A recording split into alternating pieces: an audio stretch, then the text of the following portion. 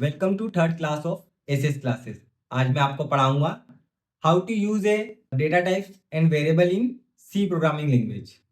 जैसे कि आप जानते हैं कि हमारी प्रोग्रामिंग की स्टार्टिंग होती है दो हेडर फाइल्स को यूज करने से। कौन कौन सी है वो? stdio.h और conio.h। इसके जस्ट बाद हमारा मेन फंक्शन स्टार्ट होता है जिसका रिटर्न टाइप हमने दे रखा है void। void का मतलब क्या होता है आपको पिछली क्लासेस में हमने बताया है कि void का मतलब होगा कि ये किस तरह की वैल्यू रिटर्न करेगा, जीरो, नल टाइप की। इसलिए यहाँ पर हम क्या यूज करेंगे? void का यूज करेंगे। इसके बाद होती है हमारे मेन फंक्शन की ओपनिंग। जैसे हमारी मेन फंक्शन की ओपनिंग होती है इसके जस्ट बाद हमने लिखा है int a b and sum. अब ये इंट क्या है? इंट से पता चलता है कि ये किस टाइप का डेटा सेव करेंगे वेरिएबल के अंदर। तो इंट है हमारा डेटा टाइप। हमारे कई तरह के डेटा टाइप्स यूज होते हैं कंप्यूटर प्रोग्रामिंग लैंग्वेज सी में। जैसे कि हमारे दो टाइप के डेटा टाइप्स को हम यूज करते हैं सी लैंग्वेज में। पहला है हमारा प्राइमरी डेटा टाइप्स और सेकेंड है हमारा secondary data type. Primary data types में आते हैं इंटीजर, कैरेक्टर, डबल और फ्लोट। सबसे पहले हमारा इंट। इंट का मतलब होगा हमारा इंटीजर। यहाँ पर इंटीजर 2 बाइट को स्टोर करेगा, यानी कि हम कंपाइलर को पहले से ही बता देते हैं कि हमने इंटीजर टाइप का डेटा यूज करने वाले हैं। तो वो हमारे लिए 2 बाइट का डेटा स्टोर करेगा और उसके लिए प्लेसेस भी अवेलेबल करवाएगा। ये काम किसका होगा? हमारे कंपाइलर का होगा। जस्ट इसके बाद हमारा है कैरेक्टर। अब कैरेक्टर कितनी वैल्यू लेगा? हमारी 1 बाइट। यानी कंपाइलर को पहले से ही पता होगा कि हमारा जो डेटा आने वाला है वो कैरेक्टर टाइप का डेटा आने वाला है, यानी कि वो पहले से हमारे मेमोरी स्पेस में 1 बाइट का डेटा रिजर्व करके रख ले। इसके बाद आता है हमारा डबल। डबल भी क्या है? हमारा डेटा टाइप ही है। ये कितनी बाइट स्टोर करवाएगा? 8 बाइट। यानी कि 8 प्लेसेस का डेटा हमारे पास पहले से ही रिजर्व हो जाएगा, यानी कि इस प्लेसेस को कोई यूज नहीं कर सकता। ये रिजर्व हो चुका है किसके लिए? डबल के लिए। इसके बाद आता है हमारा फ्लोट।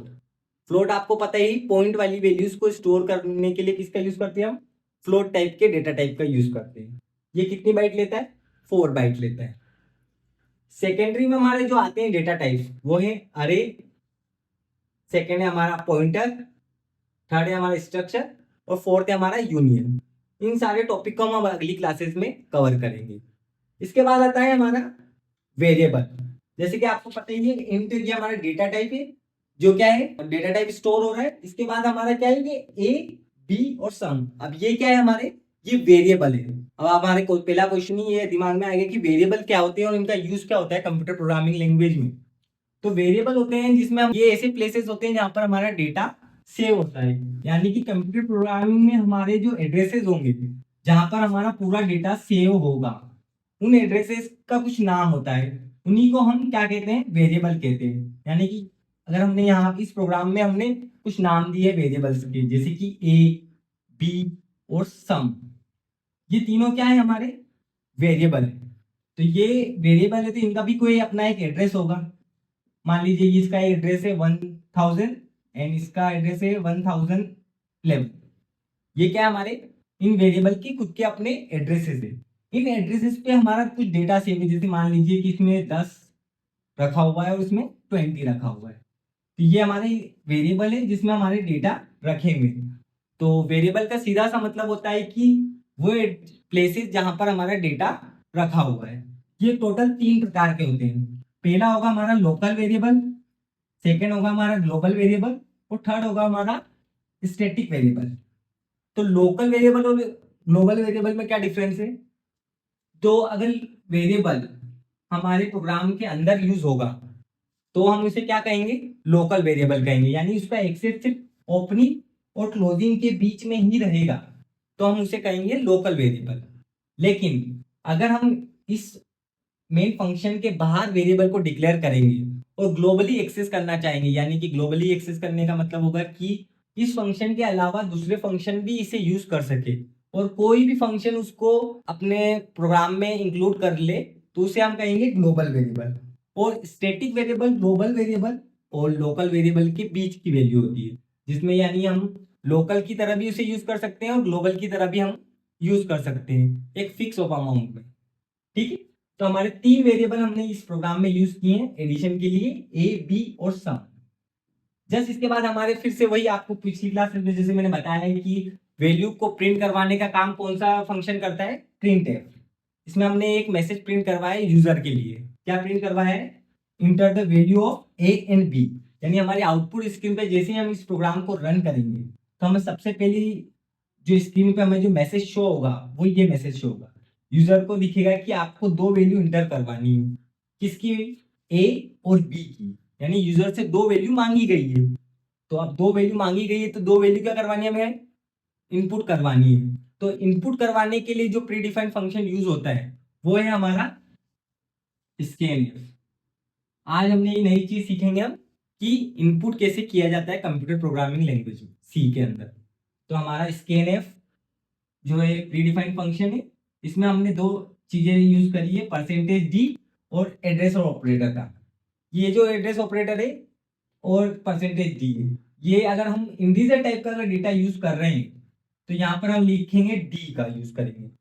इसी जगह पर अगर हम फ्लोट का यूज करते हैं तो यहाँ पर हम डी की जगह यूज करेंगे एफ का, जिससे हमारे कंपाइलर को पता चलेगा कि ये किस टाइप का डेटा स्टोर करेगा, फ्लोट टाइप का डेटा यूज करेगा।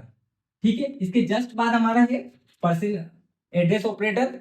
एड्रेस ऑपरेटर के बाद लिखा हुआ है ए और एड्रेस ऑपरेटर के बाद लिखा हुआ है बी। इसका मतलब है कि जो पहली वैल्यू हम यूज इंटर करेंगे वो किसके पास जाएगी? ए के पास जाएगी। और दूसरी वैल्यू जब हम इंटर करेंगे कंप्यूटर प्रोग्रामिंग में तो वो किसके पास जाएगी? बी के पास जाएगी। यानी कि ए और बी दोनों में हमने क्या कर दिया? इनिशियलाइजेशन का काम पूरा कर लिया है। इसकी जो अगली लाइन हमारी स्टार्ट होती है sum equals to a plus b. अब इसका क्या मतलब है? यहाँ पर बहुत ही जरूरी चीज है ये। यहाँ पे हम स्टार्ट करेंगे, हमने लिखा हुआ है sum equals to a plus b, यानी कि सम बराबर है ए प्लस बी के। नहीं, कंप्यूटर प्रोग्रामिंग में इसका मतलब बराबर या इक्वल्स टू नहीं होता है। ये हमारा है असाइनमेंट ऑपरेटर। क्या कहेंगे इसे हम? असाइनमेंट ऑपरेटर कहेंगे। असाइन करने का मतलब होता है कंप्यूटर में लेफ्ट टू राइट, यानी कि जो वैल्यू लेफ्ट में है वो किसको असाइन की जा रही है? यहाँ पर राइट वाले वेरिएबल को। यानी ए और बी जो वेरिएबल है उसके पास जो उतनी भी वैल्यू रखी हुई है उसे हम असाइन कर रहे हैं सम को।